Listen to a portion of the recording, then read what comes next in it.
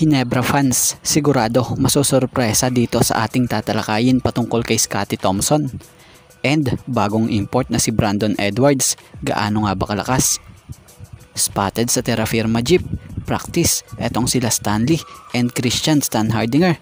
So yan nga ang ating mga tatalakayin, kaya wag na nga nating patagalin pa, tara at atin ang talakayin agad yan. So about nga muna sa kampo ng Terra Firma Jeep.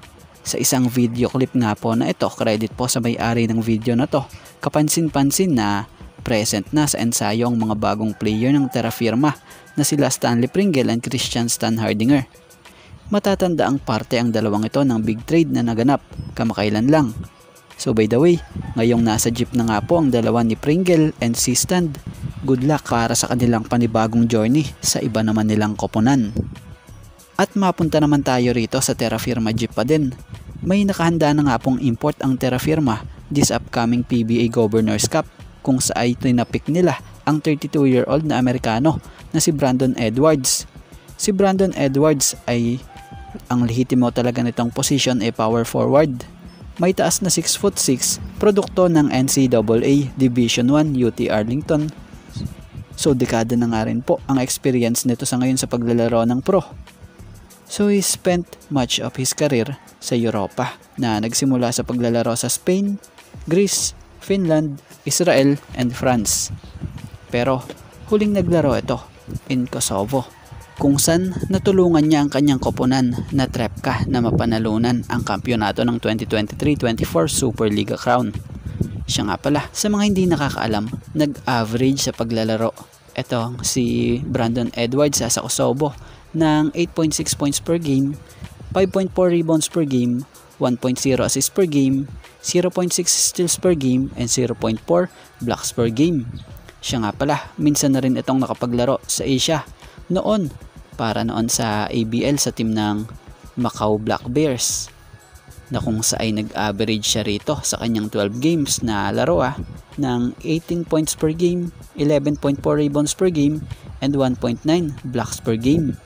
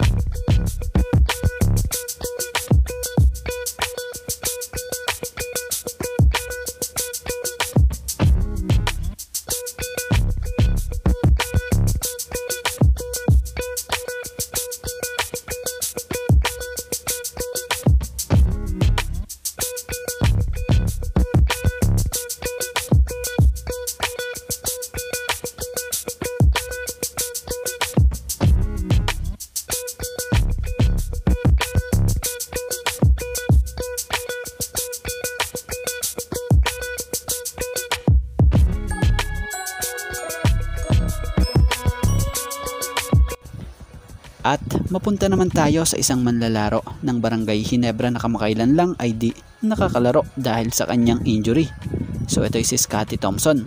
Matatanda ang kamakailan lang napabalitang malaking dagok sa Gilas Pilipinas ang hindi pagkakasama at hindi pagkakalaro ni Scottie Thompson sa FIBA OQT. Dulot nga po ng tinamon nitong bulging disc injury. At nito lang may napabalita pa nga po na di daw po sigurado ang Ginebra or sila coach team kung makakapaglaro na ba itong si Scottie sa paparating na PBA Governors Cup dulot nga ng injury nito. Pero ngayon mukhang nakakakita tayo ng magandang senyales dahil na nga po sa nilabas na video footage nitong Ginebra Boys Ball Ballers. So credit po sa iyo Sir Ginebra Boys Ball Ballers. Hiramin ko lang po itong kaunting clip mo. Thank you po.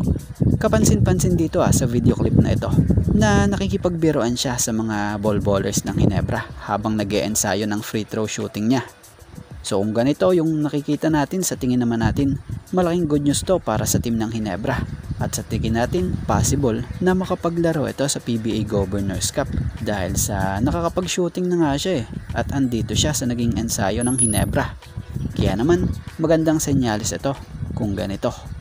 So sa ngayon ito nga lang po muna ang ating sports pasada.